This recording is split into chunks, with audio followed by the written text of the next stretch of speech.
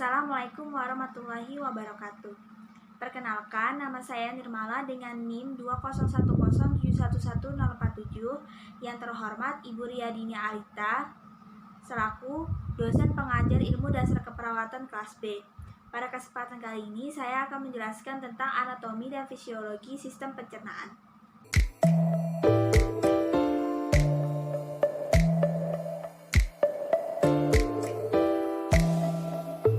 Pencernaan adalah proses penguraian makanan. Selanjutnya adalah bagaimana proses masuknya makanan ke dalam saluran cerna. Pertama-tama, ketika makanan tersebut masuk ke dalam mulut, dan makanan tersebut masuk ke faring, dan epiglotis secara otomatis menutup agar makanan tersebut tidak masuk ke dalam saluran pernafasan. Kemudian makanan bergerak secara peristatik di esofagus, kemudian masuk ke lambung.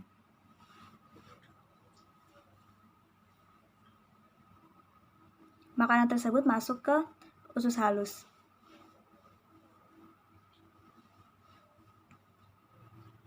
Kemudian masuk ke usus besar. Usus besar terdiri dari kokum, ascending, transverse, descending, sigmoid, dan terakhir rektum dan anus. Organ pencernaan pertama adalah mulut. Mulut manusia sebagai awal masukan makanan. Anatomi mulut terdiri dari bibir, gusi, gigi, kelenjar sifah, langit-langit keras atau palatum durum, langit-langit lunak atau palatum mole, lidah, uvula, tonsil, faring atau rongga di belakang tenggorokan, penghubung mulut dengan esofagus. Organ anatomi kedua adalah gigi. Gigi bertanggung jawab untuk mengunyah makanan, menguraikan makanan, mencampurnya dengan air liur, dan merangsang sekresi pencernaan.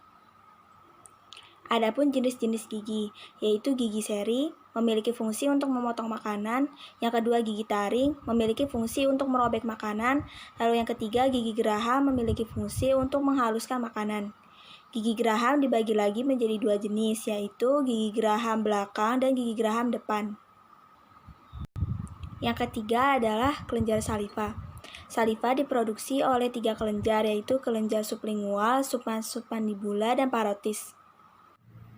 Fungsi dari saliva adalah yang pertama, memproduksi enzim amilase, yaitu liur yang memecah polisakarida menjadi disakarida. Fungsi yang kedua adalah memudahkan proses menelan. Fungsi yang ketiga adalah efek antibakteri, karena mengandung lisozim yang melisis bakteri. Lalu selanjutnya ada melancarkan berbicara dan gerakan bibir. Lalu ada menjaga kebersihan mulut dan gigi serta penyangga bikarbonat dengan menetralkan asam dari makanan sehingga mencegah karies gigi. Organ selanjutnya adalah lidah. Fungsi lidah adalah indera pengecap, berbicara, menghisap, mengunyah, dan menelan makanan. Jenis-jenis papila dalam lidah adalah yang pertama papila circumvallata. Bentuknya cenderung lebih datar. Lalu jenis yang kedua, papila filiformis, yang memiliki ujung saraf yang sensitif terhadap sentuhan. Papila jenis ketiga yaitu foliata, memiliki reseptor rasa yang berguna dalam proses pengecapan. Jenis yang keempat adalah papila fungiformis, banyak ditemukan di ujung dan samping lidah. Bagaimana proses pengecapan rasa? Ketika ada makanan dan minuman yang menyentuh indera pengecap, maka akan ada interaksi dengan sel reseptor. Kemudian sel ini mengirimkan informasi ke otak yang membantu mengidentifikasi rasa yang muncul. Rasa yang diidentifikasi ada 5 jenis, yaitu yang pertama umami atau rasa gurih, yang kedua asam, yang ketiga manis, yang keempat pahit, dan yang kelima asin. Organ selanjutnya adalah faring. Faring adalah saluran penghubung antara mulut dan esofagus. Jenis-jenis faring ada 3. Yang pertama adalah orofaring yang menghubungkan antara faring dengan mulut. Lalu yang ketiga adalah ringofaring, laring yang berhubung dengan faring. Lalu yang ketiga ada nasofaring yang menghubungkan faring dengan saluran nafas. Organ selanjutnya adalah esofagus. Esofagus adalah saluran berotot antara faring dengan lambung. Esofagus memiliki sphincter. Sphincter adalah otot polos yang berkontraksi. Jenis sphincter yang pertama yaitu faringoesofagus yang mencegah masuknya udara sewaktu bernafas. Sphincter yang kedua adalah gastroesofagus yang menurunkan kemungkinan refluks isi lambung atau kembalinya makanan ke esofagus. Karena apabila hal ini terjadi, akan mengakibatkan iritasi pada esofagus atau heartburn. Motilitas yang terjadi adalah menelan dan gerakan peristaltik. Pada saat menelan, ada uvula yang menutup saluran nafas agar ketika menelan makanan tidak masuk ke hidung. Peristaltik adalah gerakan yang mendorong makanan ke saluran cerna. Peristaltik memiliki dua jenis, yaitu gelombang primer dan gelombang sekunder. Gelombang primer adalah gerakan otot polos yang menyapu dari atas ke bawah, sedangkan gelombang sekunder adalah untuk makanan yang besar, dengan cara peregangan esofagus untuk membentuk mukus dan mengakibatkan esofagus tersebut licin dan makanan dapat tertelan. Pada esofagus terdapat otot polos bentuk cincin yang berkontraksi untuk menggerakkan makanan. Lambung berfungsi untuk menyimpan makanan yang masuk untuk disalurkan ke usus halus.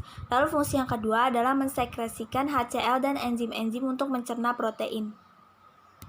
Motilitas lambung yang terjadi ada 3. Yang pertama pengisian makanan, yang kedua penyimpanan, yang ketiga pencampuran, dan yang keempat pengosongan. Kontrol sekresi lambung melibatkan 3 fase, yaitu yang pertama adalah fase sefalik, yang dipengaruhi oleh rangsangan bau, mencicipi, mengunyah, dan menelan makanan, meningkatkan sekresi lambung HCl dan pepsinogen. Fase yang kedua adalah fase lambung. Ketika makanan sudah berada di lambung, protein peptid, peregangan, kafein, dan alkohol meningkatkan sekresi lambung. Gastin merangsang kuat reaksi asam dan pepsinogen. Fase yang ketiga adalah fase usus, yaitu keberadaan produk protein di duodenum merangsang sekresi lambung. Organ selanjutnya adalah pankreas. Pankreas mengeluarkan enzim pencernaan dan cairan basa encer. Pankreas eksokrin mengeluarkan getah pankreas, sekresi enzimatik protein, dan sekresi alkali encer cair yang kaya NaHCO3. Jenis yang pertama adalah enzim proteolitik pankreas, yang memiliki 3 enzim utama, yang disekresikan inaktif setelah di lumen duodenum, dan akan menjadi aktif. Enzim yang pertama adalah tripsinogen, yang disekresikan ke lumen menjadi tripsin. Enzim yang kedua adalah kimotripsinogen, setelah di lumen duodenum menjadi kimotripsin. Lalu yang ketiga adalah prokarbosipeptidase, setelah di lumen duodenum menjadi karbosipeptidase. Enzim yang kedua adalah amilase pankreas, disekresikan pankreas dalam bentuk getah pankreas aktif mengurai karbohidrat polisakarida menjadi disakarida. Enzim yang ketiga adalah lipase pankreas, yang menghidrolisis trigliserida menjadi monogliserida dan asam lemak bebas.